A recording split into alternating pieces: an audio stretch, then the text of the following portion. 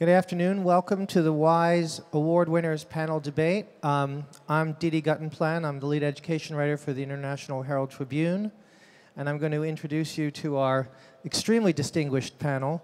We've got three award winners who are going to discuss first, and then we'll have the other three later. So what I'm going to do is introduce just by name and title, essentially, the three award winners we have here.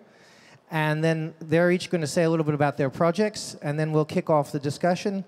And then we're hoping for questions and perhaps even provocations from the audience.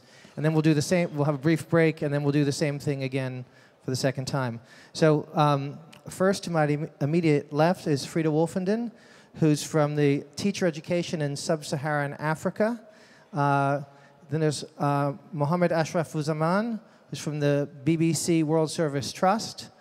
And then on my right, Dr. Richard Baraniak, who's the director and founder of Connections and is at Rice University. And Frida, I'm going to start with you, so please say 2 or 3 minutes about your project. Okay. My project, TESSA, Teacher Education in Sub-Saharan Africa, is primarily about improving the quality of teacher education for teachers working in basic education in Sub-Saharan Africa. Many teachers there have had very little training and have very little access to continuous professional development.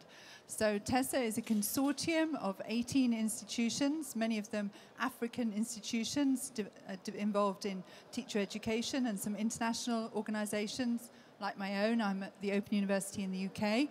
And we came together and we have developed a whole set of open content materials which can be used in lots of different ways across many environments in Sub-Saharan Africa to encourage teachers to improve their classroom practice. So we have a whole bank of resources which have been contextualized for different environments. They're available in 4 different languages. And at the moment, they've been integrated into about 20 programs for teacher training, all sorts of different programs across the continent, around 400,000 teachers using them. Fantastic, thank you. Ashraf. I'm from Bangladesh. My project is BBC Janala. BBC Janala, the word Janala means window, which means window to the, better part of the world, to know the world more than before through knowing English.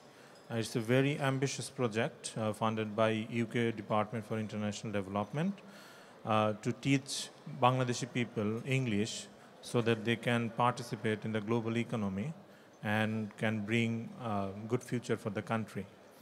We use multi-platform approach in Bangladesh. Whatever whatever media platform is available, we are using all of those, starting from television, a newspaper, website, mobile phone, CD-ROM, and other printed materials. Our target is to reach 25 million people over the course of 9 years. That's great, thank you. Richard. And it's great to be here. So Connections is an open source education project started 12 years ago at Rice University.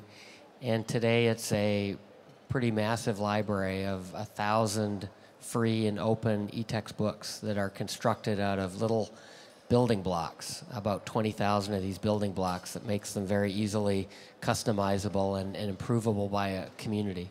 All the content is completely free and open source so that it can be built on and improved by a community over time, repurposed towards people's contexts.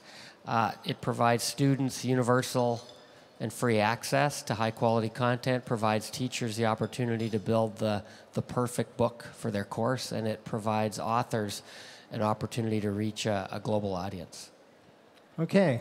Well, this all sounds like the brave new world where anybody can put together their own textbook, where teachers can get trained and have their skills upgraded, and where people with whose only connection to technology or the global economy is a mobile phone can nonetheless access high-quality instruction. But this is supposed to be a debate, not just a celebration. So let me ask you whether, because I noticed there's a focus, there's Sub-Saharan Africa, there's Bangladesh.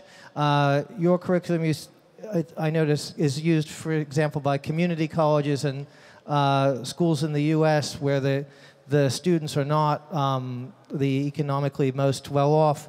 So I'm wondering if one danger here is that we're heading to a two-tier world where in rich educational institutions, people have tutorials and supervisions and small classes and FaceTime with their teachers. But we expect people in the developing world to somehow learn to compete with that with curriculum that they've accessed through a mobile phone or a computer. So what do you say to that, Richard? So that's a great question. The one distinction I would make with your question or clarify is I would say even that the issue of a two-tiered system is not really cut developing world, developed world. I think within developed countries, let's talk about the United States, there is an exact same possibility of a two-tier system of the haves and the have-nots as income gets concentrated in a smaller and smaller group of people, for example, as the financial crisis continues and more people lose jobs. So I think we shouldn't just view this as a potential issue with developing developed world, but everywhere.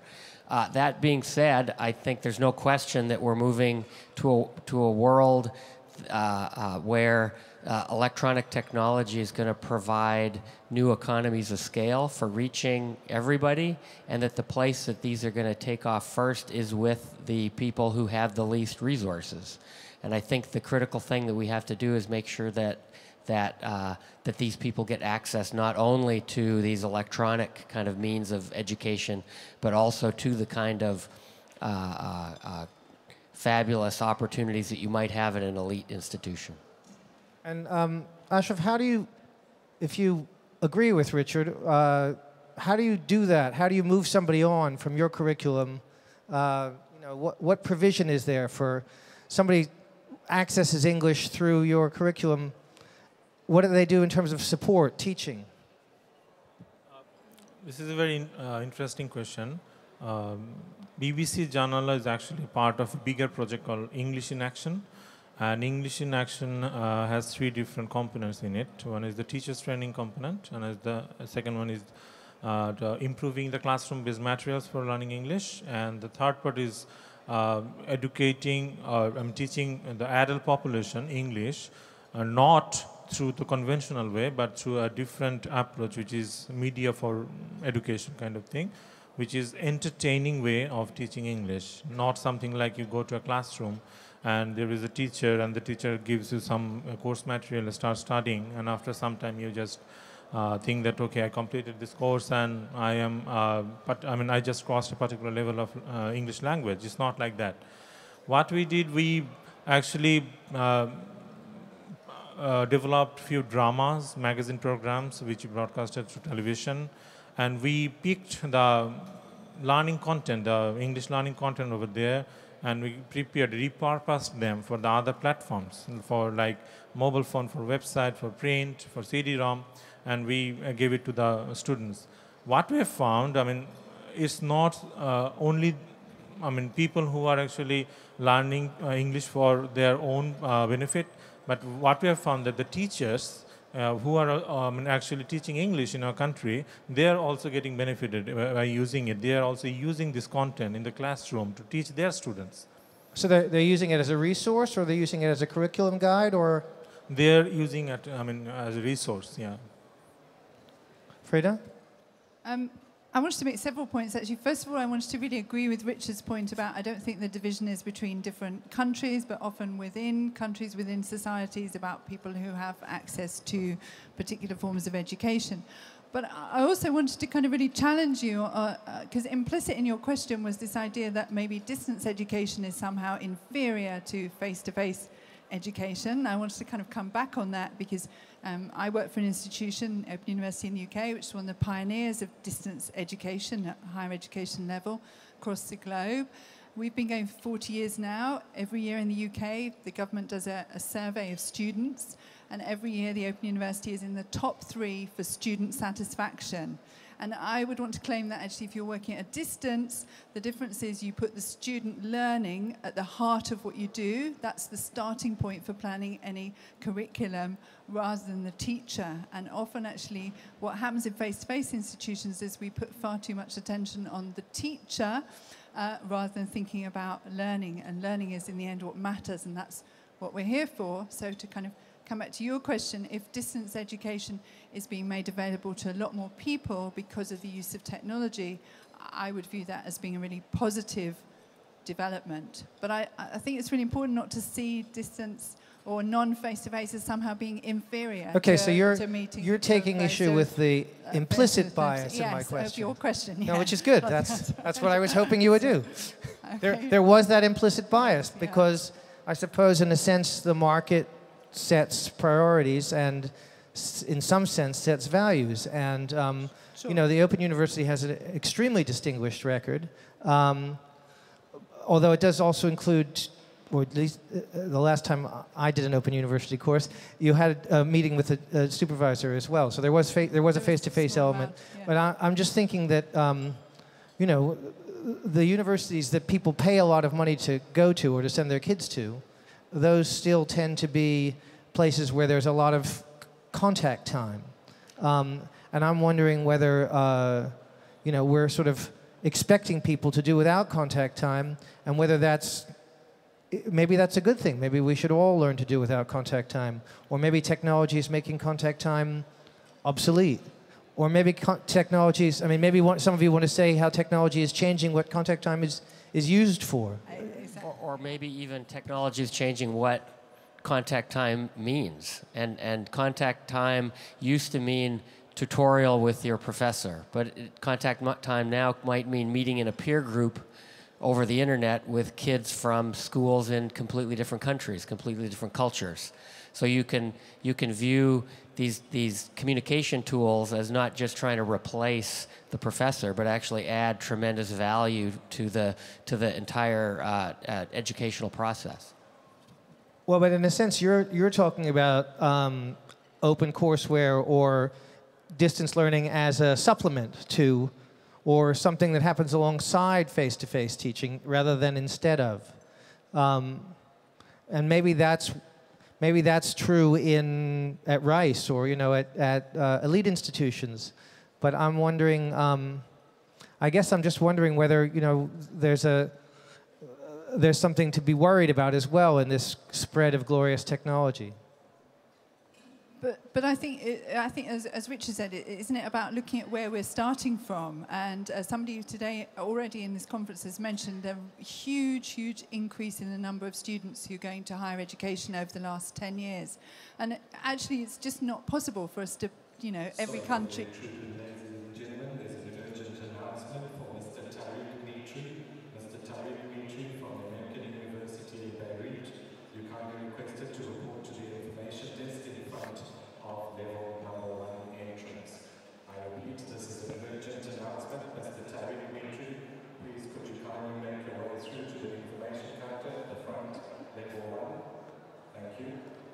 That was just technology getting its revenge on us. Carry on, Frida. So I was just going to, in a sense, kind of extend what Richard's saying about talking about what face-to-face means. So in many universities around the world, face-to-face might mean that you're one student in a room with 500 other students. I'm not sure that many of us would claim that that's, for many of those students, a very high quality learning experience. So if people can, instead of having that, if those academics' time could be better spent kind of devising ways in which people could be collaborating in smaller groups, maybe using technology, and have that kind of experience from the lecture through online technology, maybe that's a better way to learn for everybody. Ashraf, there was something about your program that struck me, maybe because I work for a newspaper, a bit of very ancient technology, which is you said one of the things you use is a newspaper. And I thought, here's the BBC, you know, world leader in electronic communication. Why are you going to print? In our country, obviously there is a huge penetration, I mean, high volume of penetration of electronic media like television, mobile phone. compared to the website. But what we always feel that our users who are actually using our course materials, they are always feeling the need of a printed material, which actually we were not giving them directly. We were publishing those through the website, but due to the very, difficulties accessing the website, it was getting very challenging for them to download it from there, print it, and practice it. So what we did, we partnered with the most popular newspaper in our country to publish the same content, but the written version of it in the newspaper 3 times a week. And that's how we started it. And now, when we actually did the research to find out the impact, we found that this is a very effective way actually to deliver the written content to them. So in other words, print is still an effective content delivery vehicle. In our country especially, yes. And Richard, I wanted to ask you, I love the simile of breaking down complex curricula, even things like electrical engineering, into Lego blocks and letting students assemble their own textbooks. But you talked about a feedback loop, and I wondered if you could tell us a bit about how feedback from users has influenced the way in which you shape the courseware or the curriculum. Oh, yeah, that's a great question. So one of the things that we really believe when we built Connections is the idea of supporting not just outreach, not just providing material that's free for everyone in the world to access, but also providing a mechanism for what we call in-reach, which is the ability for people out in the community, scientists, engineers, people in government, parents, to have a say in the content, to edit it, to improve it, to add anecdotal, interesting stories, to add experiments. And so one of the things that we've been very surprised about in some technological subjects is that while the original materials might have been written by professors, teachers, many of the materials are actually tended to and improved and enriched by engineers from companies who really just believe that they want students to know the latest and greatest things going on out in industry rather than just this book learning. So I think that's a great example of a feedback loop in action. Now, because you're from Texas and because I know you're a troublemaker, I'm going to pick on you. Because it's one thing having engineers come in and say, well, this courseware is great, but we've changed the way we do things in electrical engineering, and we don't do it exactly that way anymore. Texas has a big history of textbook controversies. So what works great in electrical engineering may not work so well, for example, with evolution. How do you handle that? So I think another big element in all of these electronic education and community developed materials is the idea of review, quality control. Teachers, parents, students need to know that they're looking at something that has been vetted for quality. And so with Connections, what we actually have is a system of peer review very similar to what a scientific journal would have. But we have not just one single editorial board for the entire library, but we actually have professional societies and companies and organizations involved in peer reviewing the individual areas. So you could have a biology scientific peer review board that would ensure that the material really is covering the correct scientific true But facts. have you had efforts to in-source from, for example, religious groups? We have not yet, but it's inevitable. And so that's why we think that this idea of trust and allowing organizations to have an overlay on top of our library is very important.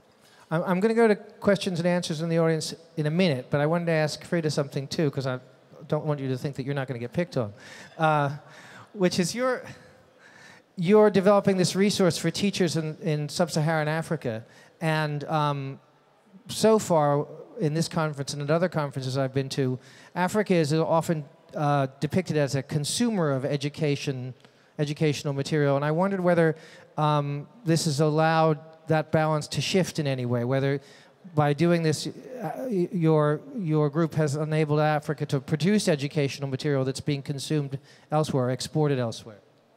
Okay. Well, first of all, we have to say the material we've made in our project has been developed by African educators, so it is very much material that is coming out of the African context. Has that been taken to other places? The idea has, but the material is very contextualized, so it's probably not appropriate to be used without further adaptation in other contexts. But absolutely, we have people in India, for example, who are very interested in taking the types of materials that we've done and adapting them for that different context. But almost to come more broadly, I think this is very much linked to the idea of open content. That the idea of OERs allows people in institutions in Africa to have access to contribute to global knowledge in a way that they don't when they're having to work through traditional publishers. That's a very difficult route for them, but it's much easier for them to contribute to repositories like ours or like Connections. I think that's a really important point, that we talk about access, and we tend to think of access as a one-way street where people can go and get things, but that this projects like yours allow access to be something where people can contribute as well as access to get. I will come back to you, but I want to, they didn't tell me how the audience question portion is supposed to work, but I'm sure if you hold up your hand or make your desire to ask a question known, someone will come to you with a microphone. Is that right? Okay, so can I see hands? Oh, there's a gentleman. All right, I'm gonna come back to Richard, and then I'm gonna come to you. Okay, Richard. I just wanted to give an anecdote that some of our most popular content in Connections for physics was actually contributed by a parent, by a dad, a petrochemical engineer in Delhi, India, right? But where is most of his content used? At United States physics courses. So it's a great example of how we can have people in the developing world actually contribute extremely high quality materials. Thank you. Sir, if you would, when you take the microphone, just your name and affiliation, and then your question or statement. Well, I'm Clem Camposano. I'm from the Philippines, and I'm in the field of civic education. Well, this is actually a related theme to what was discussed yesterday. And well, this has to do with the scope of education. Now, I think that education is not just about, transmitting content and imparting skills, but I think in some cases, more importantly, they have to do with students imbibing certain habits and dispositions. And this is something that's very important to us in civic education. So my question is, how do we address this need for students to, for formation, which occurs usually in more immersive settings? How is this addressed through technology? I mean, how do you... Do you mean things like socialization? Well, yes, socialization. For example, students learning things like civic engagement, trusting behavior, consensus building, tolerance. How do we address these things in a digitally mediated way? That I have yet to find a kind of satisfactory response to that. That's a terrific question. I'm going to see, is there another question or two before I go back to the panel? Somebody else who'd like to ask a question? I'm looking. If I'm not seeing, then you should be jumping up and down. Okay. Well, panel, I think if we could take in turns, starting with you, Freda. Okay. Well, first of all, I maybe just want to say that when people are engaged in learning in what you called immersive situations, often that's only for a very small part of their day. So all learners are members of communities, often multiple communities, and it will be through practices and membership of those multiple communities that people will acquire the kind of skills and dispositions that you're talking about, not necessarily just through going to school or going to college.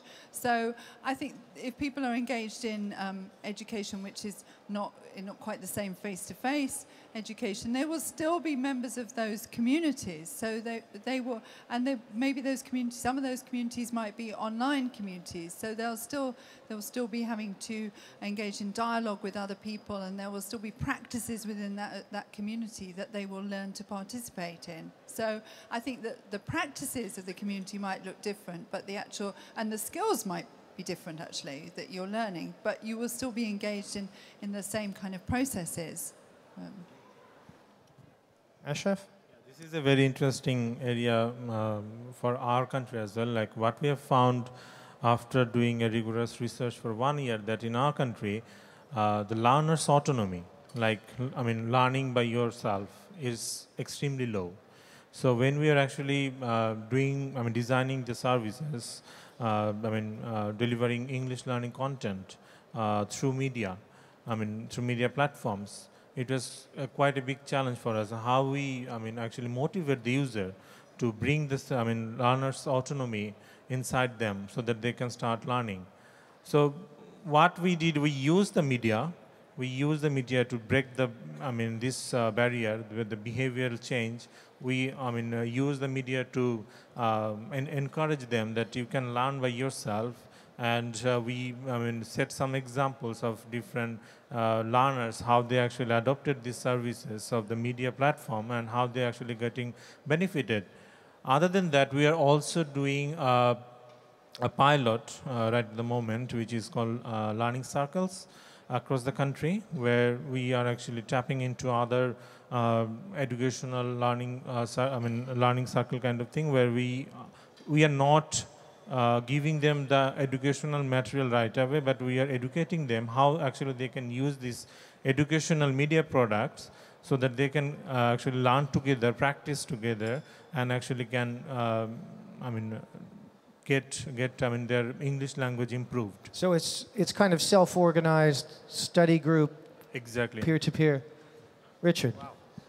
I don't have a lot to add, but I'd just like to say if we turn it around and instead of thinking of information technology as a challenge, but rather as an opportunity, we might be really surprised about how instead of just talking about engagement locally in our community, we can have kids who are engaged globally with people all around the world. And that's the only way that we're going to solve the world's really pressing problems. Thank you. Ma'am, your name and affiliation, and then your question. Thank you. Sarah De Freitas, Serious Games Institute, University of Coventry, UK. Thanks for your very interesting comments and discussion today. I was wondering, in the light of gamification and the wide use of games in terms of mobile technologies in the developing world and broadly, what do the panelists think about the role of games in terms of OER and future learning delivery and content development? Excellent question. We've got about 3 minutes left, so if there's one more question, I'll take it. Otherwise, I'm going to let the panel handle that one and then ask them if they want to say anything to sort of sum up. Richard, do you want to speak to that first? Just very briefly, I view the games and gamification as really a layer that sits on top of the bedrock that is the knowledge base, right? So some of the projects we're talking about today are really about new ways of developing the knowledge base, but I think games are a very exciting way to get students really engaged in wanting to dig into that base. Ashraf? What we have found in our country, specifically for Bangladesh, that if you want to develop a mobile game, what we were actually thinking at the beginning, what we have found that if you want to do a mobile game or anything similar to a mobile application, which actually can teach English, the handset penetration of, high-end handset penetration in our country is actually obstructing that idea to get implemented. You mean there isn't enough or there's too much? There's not enough high-end handsets. So you will find this same phenomenon in other parts of the world, like in the developing countries, that you will not find enough high-end handsets where you actually can install that games and teach English or any kind of stuff through. So you're saying there's massive penetration of mobile technology, but the handsets are not high-end enough to handle. Exactly. Okay. And what we did just, to replace that situation, what we did, we introduced games through IVR, the interactive voice response. We introduced games, quiz kind of games through IVR, and that was quite massively popular. So when the handset penetration, high-end handset penetration will go up, and obviously there is an opportunity that mobile games can actually, educate kids, massively.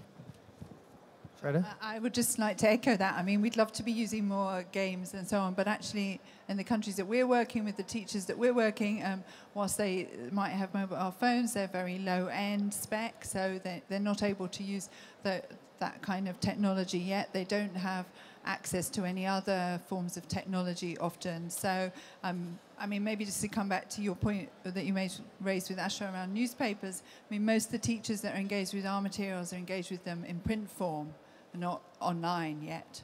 But we hope that as connectivity increases, we'll move into that world. Well, I want to take off from that first to say thank you all, and thank you for listening, and we're going to be back with another session in 2 minutes. But also to say, it sounds like we've picked this at the beginning of something, and you've got 3 pioneers here on the panel, so it's going to be fascinating to see the different directions that they all take this. But thanks very much for sharing the beginnings of your journey with us. Thank you.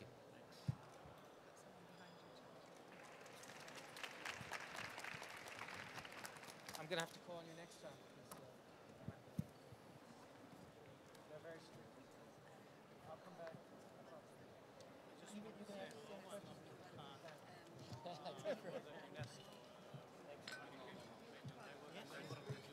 Are you going to be around? Because I want second time I had to evaluate the project. So congratulations. Splendid achievement. Yes, I am. Nice to meet you. Congratulations.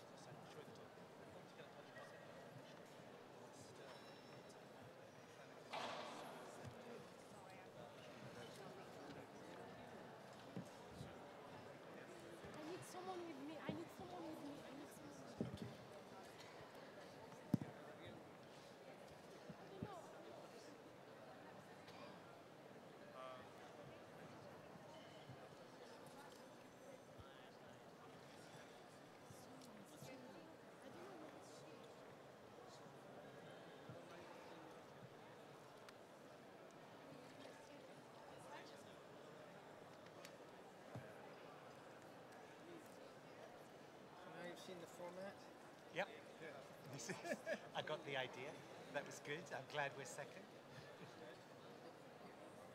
I wish I was doing second.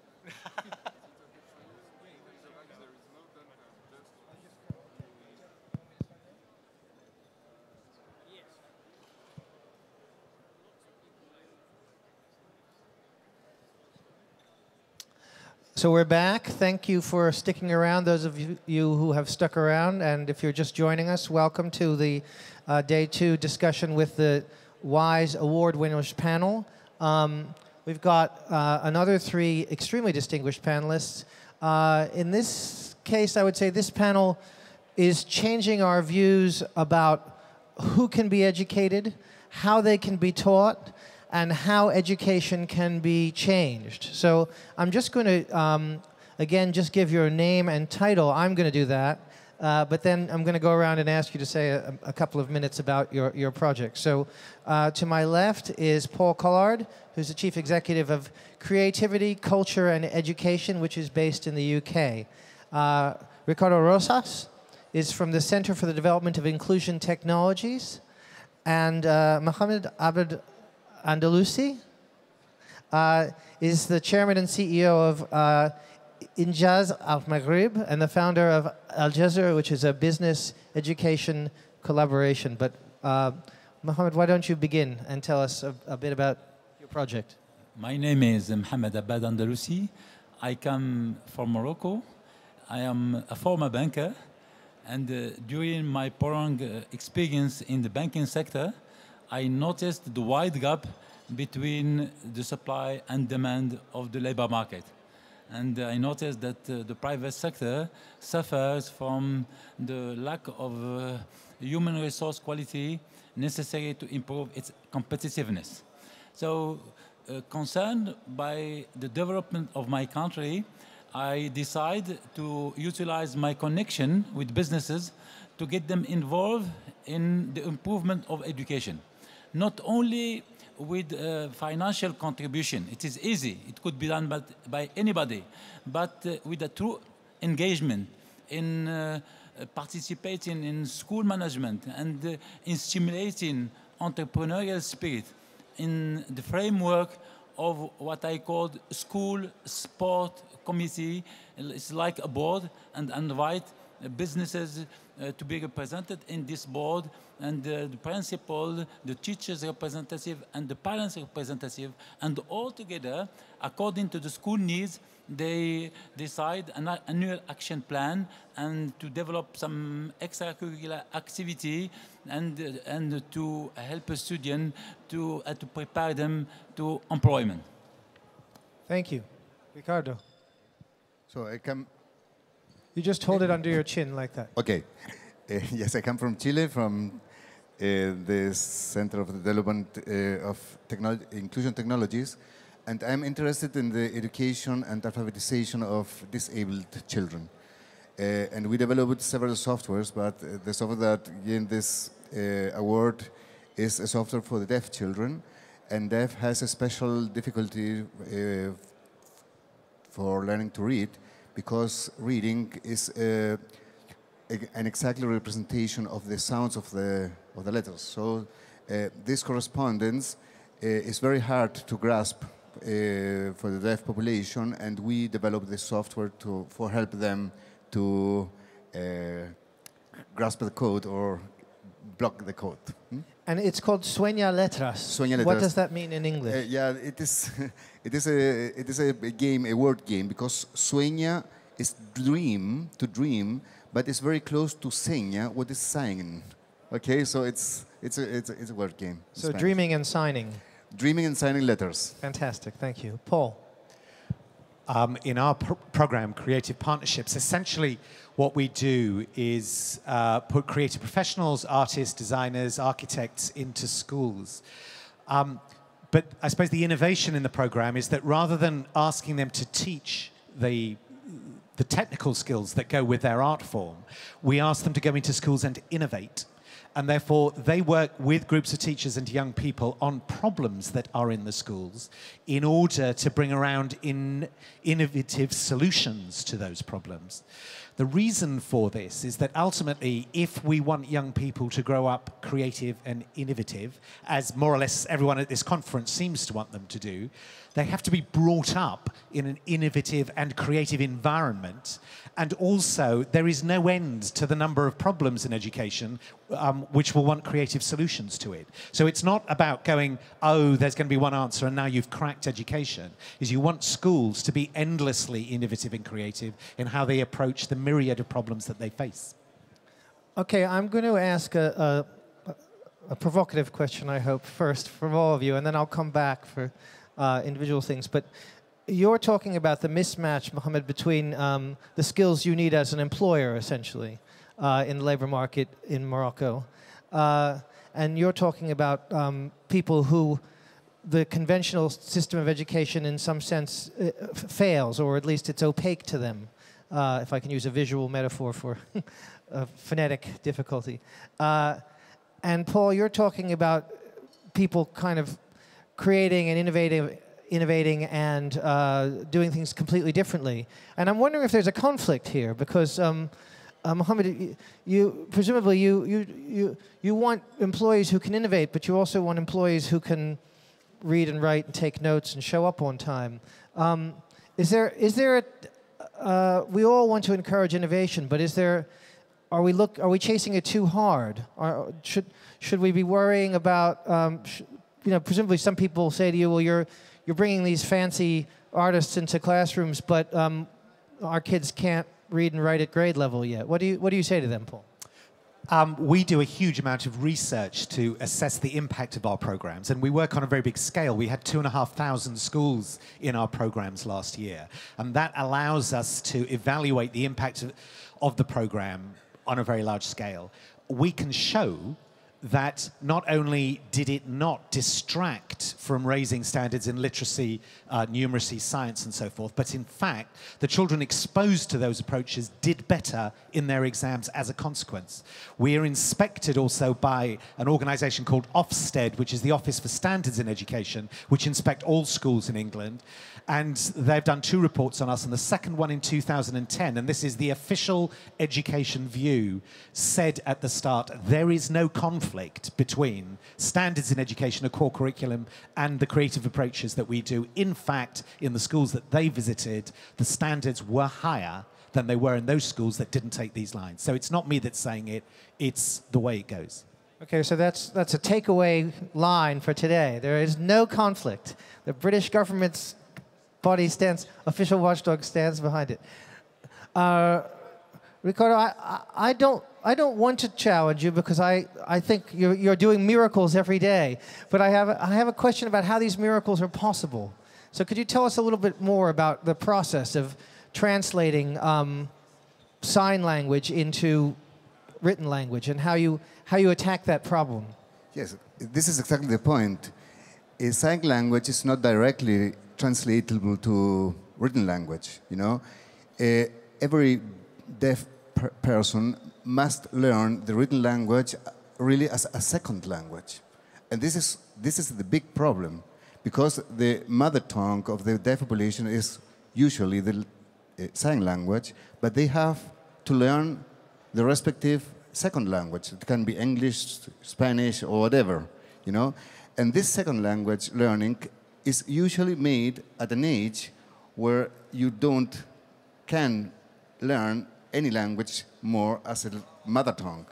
That is when they are entering to school, you know. And this is the strong difficulty. In average, deaf people has a reading level according to a child of about 11, 12 years. And this is a very, very big challenge. Mohammed, you were talking about matching up the skills that you want to see in a workforce with education. And there's a way in which you want to bring businesses into the classroom, not just to give money, but to give leadership and example. Do you find that that educators are receptive to this, or is it that the hope of money lulls their suspicions a little bit? What kind of reception do you get? I assume that the businessmen you deal with are civically minded, so they're enthusiastic. But what does the education establishment in Morocco have to say when you come to them? I must say that in the beginning, I noticed that the school ignored the world of the business, and the business overlooked the world of education. So it was too difficult to get them collaborate. But it took time. But we finally convinced them to work together and to develop skills and to use other methods of teaching. Because today education is based on memorization and doesn't encourage imagination, teamwork, initiatives, and entrepreneurship. And today, I must say that even teachers appreciate the intervention of the executive coming from the private sector and coaching students to create, for example, junior companies. It's not a simulation, it's a real junior company, and the student decide a product to launch and conduct a feasibility study, they raise money, they sell share, and the teacher is always here with the volunteer coming from the private sector. And the result is really stunning, because the students really have a lot of talents. All what they need is to be accompanied. But is there I guess I'm wondering whether you find a conflict between, on the one hand, wanting to encourage these students to be creative and imaginative, and the potential for disappointment. I mean, I was in your country, in Morocco, in February, and the one thing that really struck me forcibly was the incredible reservoir of entrepreneurial energy, at least in Marrakesh, where I was for a week. You couldn't walk down a street without 3 teenagers trying to sell you something, start a business, do something. But when you encourage these hopes to be raised, does that not also imply some kind of social or economic commitment by the larger society that these hopes don't then get crashed? How do you deal with that? How do your mentors deal with that? I think that the government and the Ministry of Education they made a lot of research, And the conclusion is if we want to improve the quality of education, we have to open the school on its environment.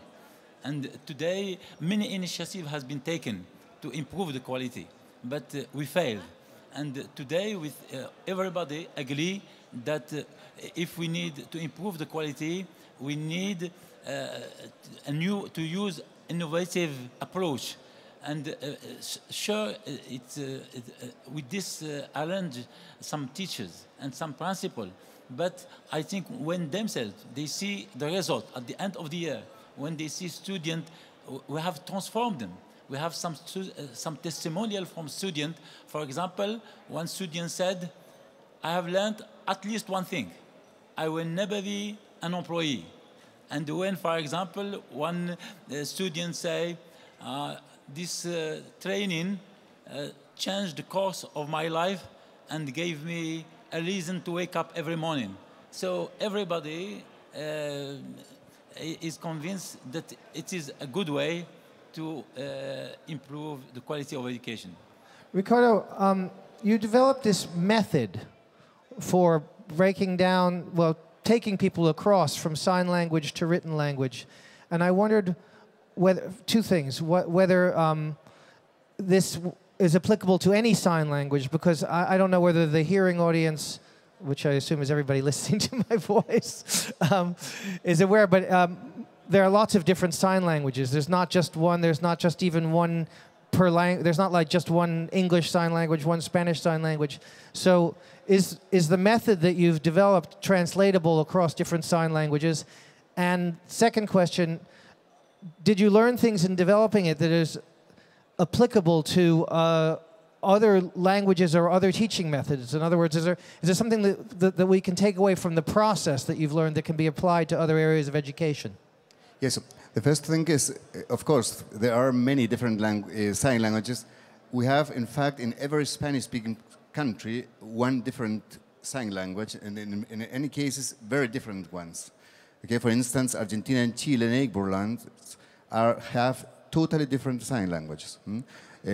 And Argentina shares with French a very similar one. Yeah, okay, so they are very, very crazy things. Okay, but anyway, the process, the software is very flexible. Yeah? You can, by your own, translate it directly and very easily in another language, totally. Okay, you have the media. I will give a presentation tomorrow and show how to do that. It's very, very easy. The software has all the tools inside to do that in a very easy way. So it's possible, and the idea is just this one. So, okay? so you can translate it from different sign languages. What about applying it, the lessons from it, to other learning styles? I mean, is it? Yes, you can do what you want, because you can also design different activities as you request or as you need that. So this is not a problem. But going to your second question, you know, the fascinating thing in working with deaf people is to realize that they really think different and they speak different. The sign language is totally different as an oral language.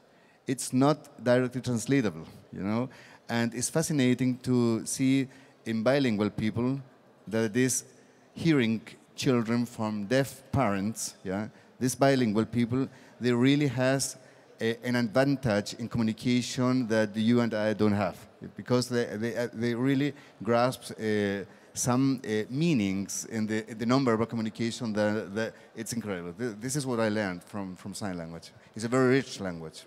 And Paul, I wanted to ask you, you said that, because there are lots of really wonderful artists in schools programs. There's teachers and writers in the US, there's similar efforts in Britain.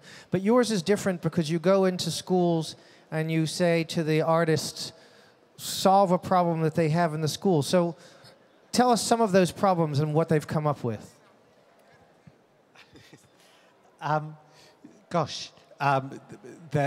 There's so many. Just because it was in my mind when the previous conversation was going on about the digital context. A secondary school applies, and they have a group of very disengaged boys. And they want something done about getting them engaged. And in working with the school, we get a software designer to come in and set up a course for them after school in which they can do some games writing, which is what they were really interested in doing. Now, the interesting thing about the innovation was that the kids actually started developing their abilities very quickly, way beyond the capacity of the software designer we'd brought in. But the software designer had the idea of contacting writers of some of the big American games and going, would you do a 1-hour online seminar for this group of kids? Or you just got to sit at your computer at your desk and we'll do it entirely online. And they all said yes, and they set up a series of 14 1-hour seminars after school with American games writers, helping the kids solve particular problems they'd got in their games writing. And all of them gave up their time for free. That led to them reintegrating these kids back into a course in school where they took on doing a particularly IT qualification and so on and so forth. And they then got really re-engaged with school, and they've been engaged in the rest of their studies as well, and are now kind of full-time engaged getting educating. The reason I say about this constant innovating is that what I don't want people to go away with is the answer of, oh, I see, we could ring up games writers and get them to give an hour free. And I kind of think, yeah, all adults should give time to kids as part of their educations. But if everyone started doing that idea, the games writers would go, no, I can't. What you need is thousands of new ideas every day that engage the young people and find new ways to reintegrate them back into the education. Well, now, I want to take off on that for a minute, because the idea that we should all be giving time, where the adults should be more involved with education, the community would be, because part of what you all have in common is that you've brought different publics into education who were in some way or another either excluded or at least didn't feel it had to do with them. And I wondered whether you would each address, and I'm going to start with you this time, Paul, the question of what is the context, or what do you need to have, or what needs to change about the social context to make more of this kind of thing possible? And I'm thinking, I remember I used to go in and spend an hour a week listening to kids read in my son's school, except that they had a sort of scare in Britain and they raised the health and safety barrier, so now you can't do that unless you've been vetted by police. So that's an example of the wrong kind of change. But what are the right kinds of changes? What do societies need to do to in a way, make the walls of the educational institution a little more permeable and open to the kinds of initiatives that you're doing? So, I think it's an African saying, which is, it takes a whole village to bring up a child. And I think that we need to go back to that. And I think all adults need to take responsibility for contributing to education. It is true, it's what we've all got in common, and it has a very powerful effect.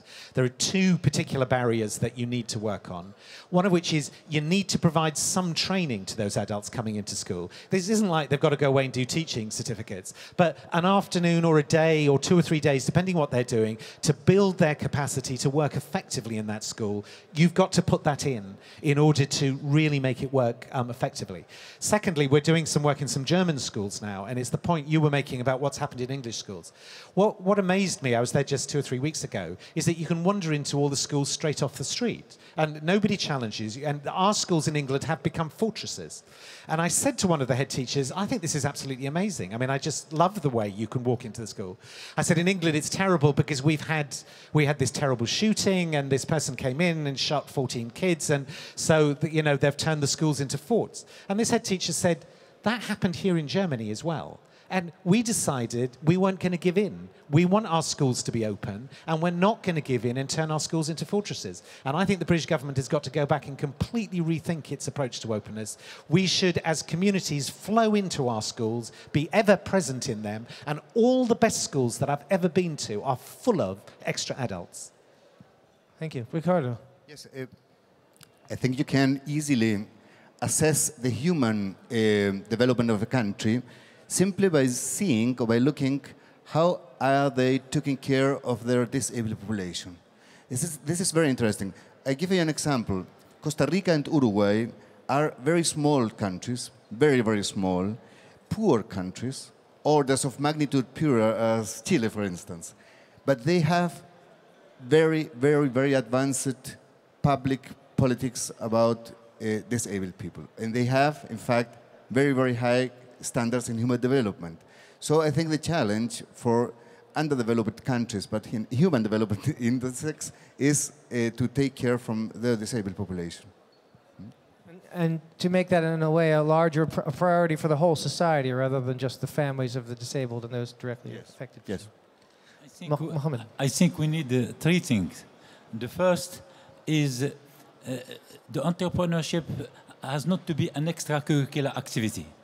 We need to convince the Ministry of Education to have entrepreneurship as part of the curricula. It's not easy. Second thing, I think we need to develop the voluntarism culture. I will tell you a story. 20 years ago, I was in the United States of America, in New York, and I visited a branch of a bank, and I discovered something amazing. It's called Balance Scorecard.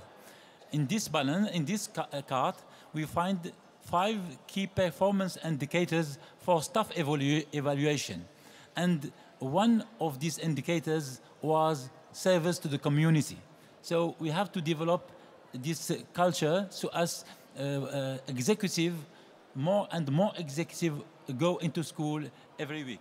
And the third thing, I think we need to recognize the school principal, the teachers, because today they are frustrated. We received award, we have a lot of press release about our NGO, about our work, but the school is disappointed. So we have to learn how to recognize them and how to offer incentives to teachers and to principals as well. Such a greater recognition for teachers. So we've got lots of different threads. We've got widening the circle of society, making sure that doors are open for people of all levels of ability. We've got taking down the barriers at the school walls, making sure that the community feels welcomed into schools and feels entitled to be there, perhaps.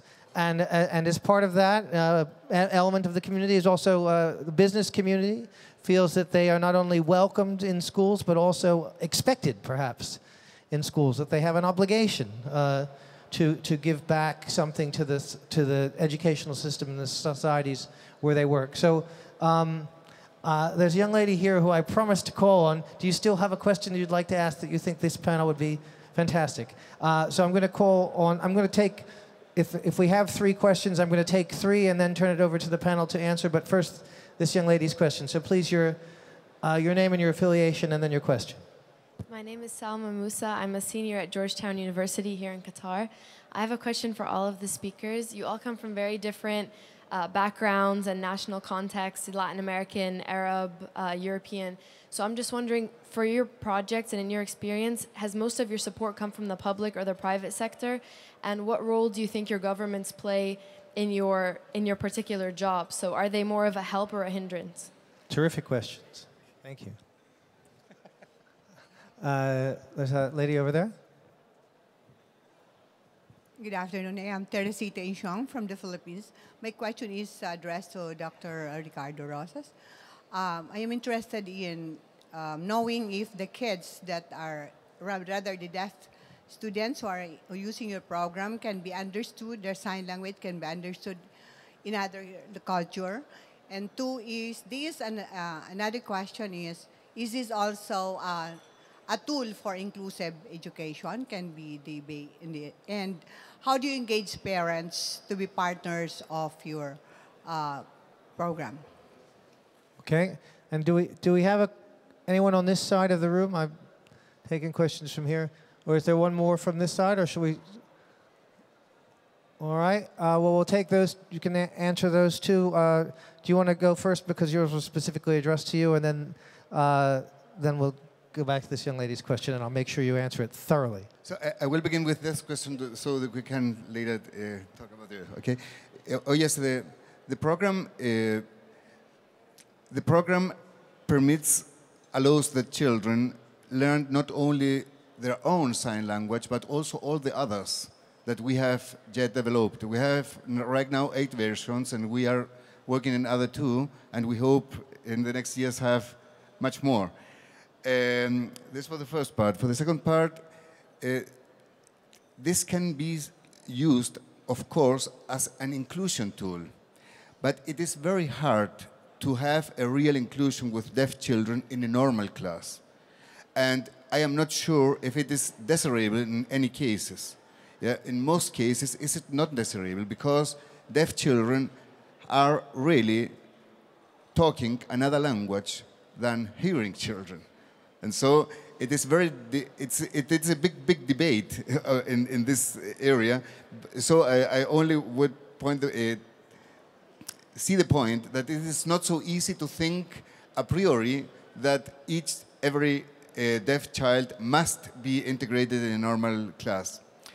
And about your third question, yes, of course, the program is intended to bring the hearing parents of deaf children to learn also the sign language, or this portion of the sign language. Okay. Okay, and now I'm going to summarize, but if I get it wrong, just shout. Was it the private sector or the public or the government that was most instrumental in supporting your project?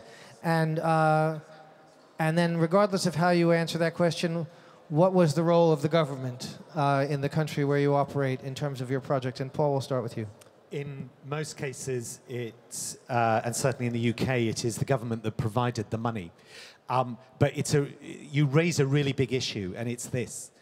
In almost every country in the world, governments do education. It's their priority task.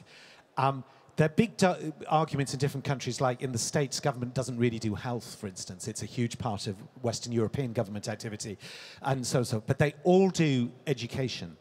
And the problem it causes is, particularly in democratic states, is it ends up with a situation where the consumer of education, which is the child, is different from the client, who is the voter. And most voters don't even have children, but they have very strong opinions about education, not based on any reality other than their very miserable experience themselves at school, which, largely speaking, they want to be seen to be inflicted on others. Why did I have to be so unhappy when, without these kids having it given to them as well? The consequence is that the children, the consumer, and we wouldn't run any other business like this, are least listened to in the design and evaluation of education. And that is the fundamental problem as to why education on the whole is failing most young people in the world. Thank you. Ricardo. Yes, in our case, the seminal project was financed by the private sector.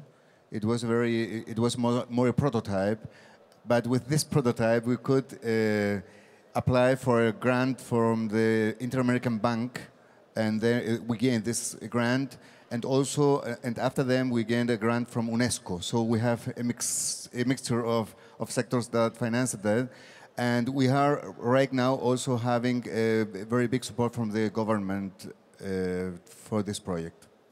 So everyone is participating here. And I think I let Paul off the hook a little bit, so I'm going to go back. The government signs the checks, but have they been helpful on the whole? I think we have had what we would describe as a spiky relationship, because I think we ask fundamental questions about what's happening in the rest of education. And in your case, the government? Yes, you know, it's a very strange situation because the government has a project with the deaf population, and so we are helping them to build this project. This is more or less, and we are working together very well. Before we launch our initiative, we signed an agreement with the Ministry of Education because we needed the approval so as to enter in school and to provide our training.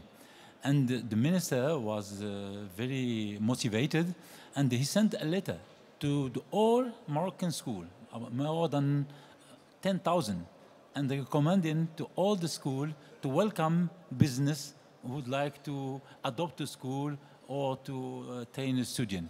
But we have not grants from the government. We have to produce pedagogic tools with a guide for students, for volunteer, and for the management, because we need coach, and for the volunteer and the programs manager and so and so. But we don't receive 1 cent from the government. So your relationship with the government is terrific because you do it and you pay for it, and they don't have to. Okay. Do we have any more questions? If a late-breaking question has struck anyone, I'd be delighted to take it. Otherwise, I'm going to try and sum up, but also ask you to reflect in your. I'm going to give you each another minute as we go around. So we've talked about forging alliances with different groups, with groups that we don't always think of. We've talked about lowering the walls, or sort of bringing society into schools, and also lowering the walls between the disabled and schools and education. But you've sort of thrown a grenade in the middle when you when you said, well, if we asked the consumer, who was the child, this would all look very different. So I'm wondering, your minute is yours. You can say whatever you want, but I would be grateful if you would talk about how things might be different in the area where you operate, if the students, if the children had a larger voice. So Mohammed, you first. I think in the beginning we faced a lot of problem with the parents because they were not convinced that these activities are good for their children. But at the end of the year, the children convince their parents, and they give some advices for their parents who have small businesses, and to say, you need to conduct feasibility study, you need to communicate, you need to develop your project. And then we have some parents who are only employee in one company, and they have always a dream to create their own business. And thanks to the children, they create their own business. Ricardo? Yes, in my case, it's not a bigger voice, but a bigger sign. Okay, if children had a bigger sign or whatever, it's very important for the disabled children that their parents understand very early in their development that they are disabled. In the case of the deaf, it is critical because if the parents don't grasp it opportunely, they simply don't learn to speak. And this is a very, very dramatic situation. In the new world, when children have redesigned education, I think the fundamental change is a reconceptualization of what a teacher is, away from being a teacher to a manager of learning. And the teacher implies it's all got to be inside me. I've got to go into the classroom with everything and be able to give it to children. Whilst a learning manager goes, what do children actually need and where can I find it? And they need to learn some entrepreneurship, so I'll bring business people in. They need to know art, I'll bring artists in. They need a nice learning environment, so let's reinvent the way the classroom looks, and so on and so forth. And it is about their learning and what they need. And the teacher's job is being, what can I bring into them in order for that learning to be set alight, set on fire inside them, as opposed to this conviction that somehow I have to know the answer to everything and force it into them. So in a sense, the teachers have to become more like you three. They have to become access specialists, or people who, to bring it back to Al Jisr, who are good at creating bridges between the students and what they need and the knowledge they want to get. Well, I thank you all for listening, and thank you very much for coming and speaking and sharing your projects with us. It's been an honor to be here and a pleasure, and I look forward to speaking to all of you later in the conference should you wish to. Thanks. Bye-bye.